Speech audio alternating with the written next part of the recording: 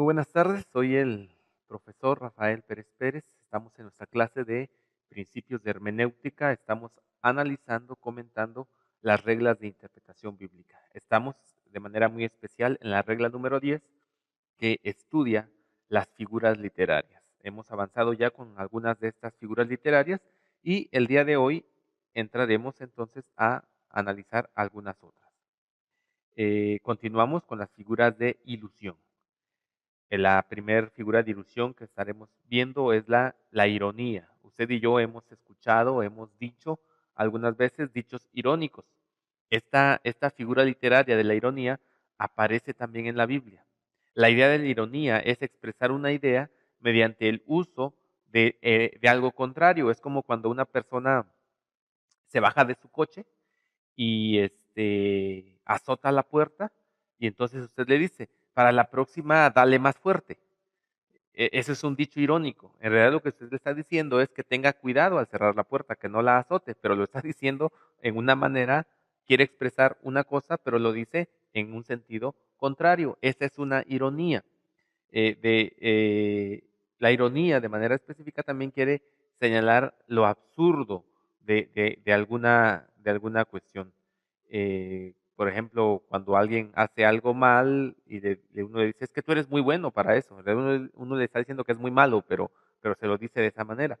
Entonces, de esta manera, la ironía llega a expresar usando algo lo contrario de lo que está diciendo. Muchas veces la ironía puede llegar a ser también un, un sarcasmo. ¿Hay ejemplos en la Biblia de ironía? Por supuesto que sí.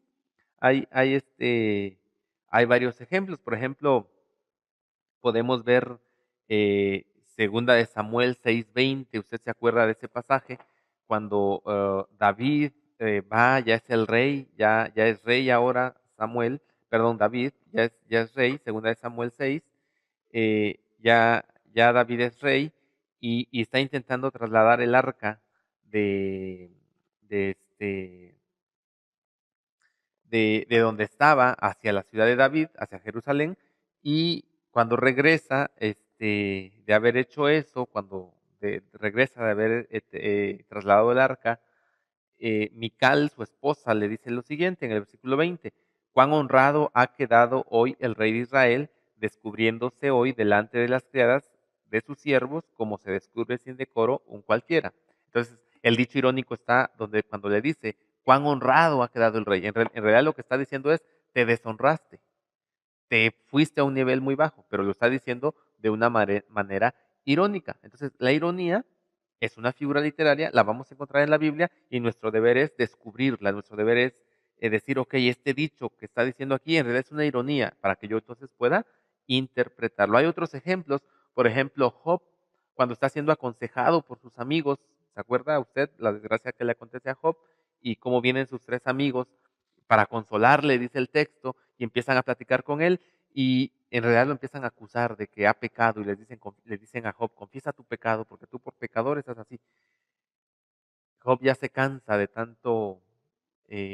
tanta acusación que le están haciendo, y en el capítulo 12, en el versículo 2, Job le dice, ustedes sí que son buenos consejeros. Cuando ustedes se mueran, se va a acabar la sabiduría. En realidad es un dicho irónico, en realidad lo que está diciendo es, ustedes como consejeros no sirven porque vienen a consolarme y en realidad me están atacando.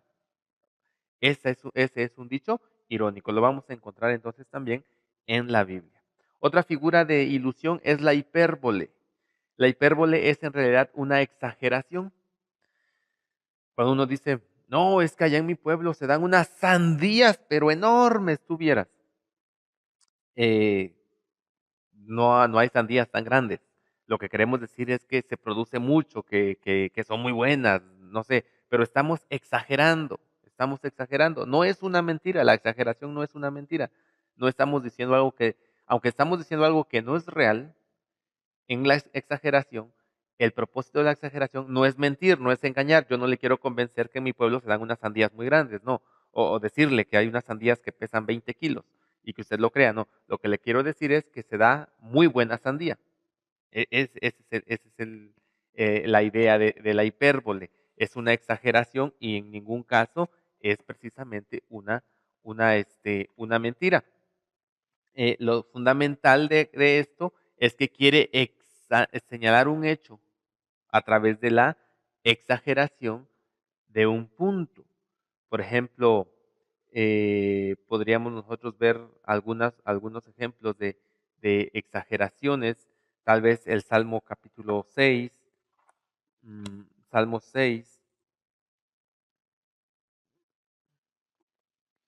Salmo 6, en su versículo 6, cuando dice, me he consumido a fuerza de gemir, y luego viene una exageración. Todas las noches inundo de llanto mi lecho. Si nosotros tomamos eso como algo literal, lo que tenemos que entender o lo que debemos entender es que el salmista realmente inunda, su cama queda cubierta de agua, de lágrimas. Eso no puede acontecer en la realidad. Entonces, esa es una exageración. Está usando una exageración. Lo que nos está diciendo es que llora mucho y a través de la exageración lo que está queriendo enfatizar es su sufrimiento.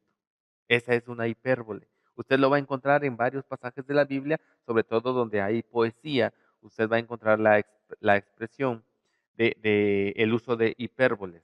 Y de esta manera, entonces nosotros podemos entender ciertos pasajes que tenemos ahí.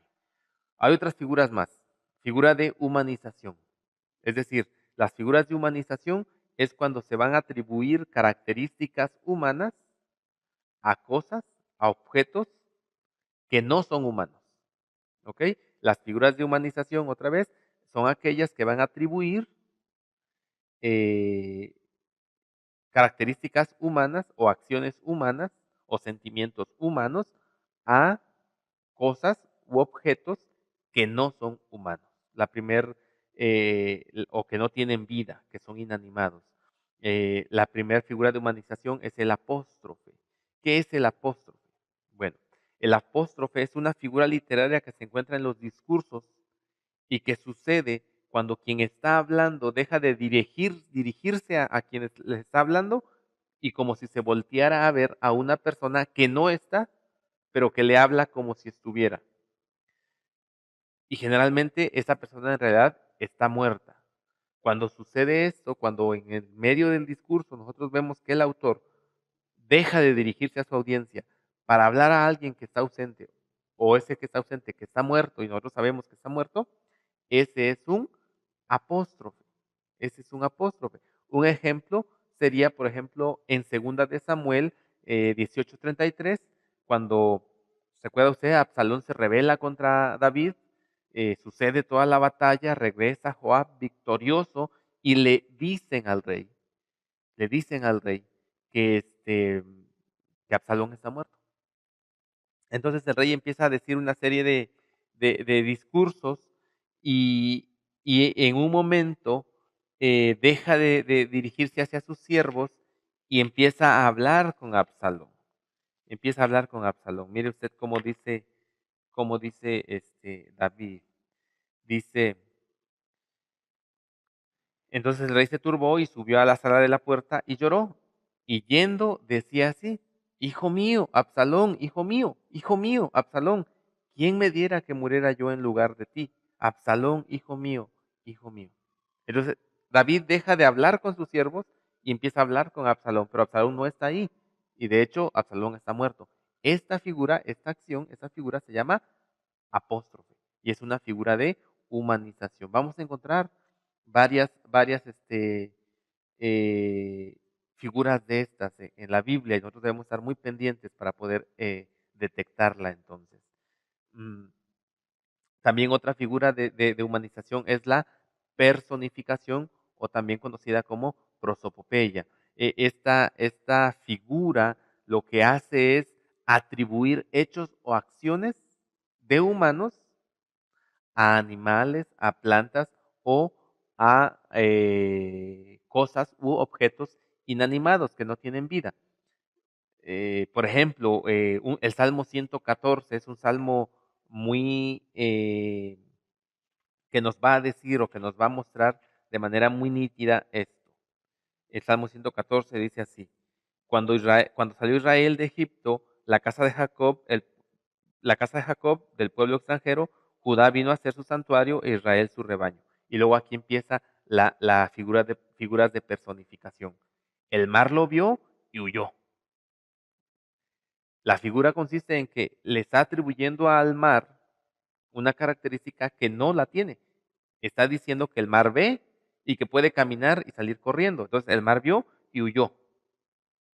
El Jordán se volvió atrás, como si que se dio la vuelta. Luego los montes saltaron como carneros. Los montes no pueden saltar, pero el salmista lo está diciendo.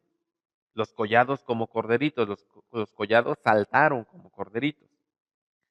Y luego en el 5 vuelve a preguntar, ¿qué tuviste, Omar, que huiste? Le está atribuyendo acciones de personas. Pero usted y yo sabemos que ni el mar huye, ni el río huye, ni los montes saltan. Esa es una personificación. Le está atribuyendo acciones, características humanas a animales, a plantas u a otros objetos. Esta es la figura entonces de personificación o la prosopopeya. En los salmos lo vamos a encontrar mucho, ¿no? Los montes baten sus palmas y aplauden o alaban, cantan, la creación canta. eh, todo esto nosotros debemos entender lo que son figuras literarias para que podamos interpretarlas de manera, eh, de manera correcta.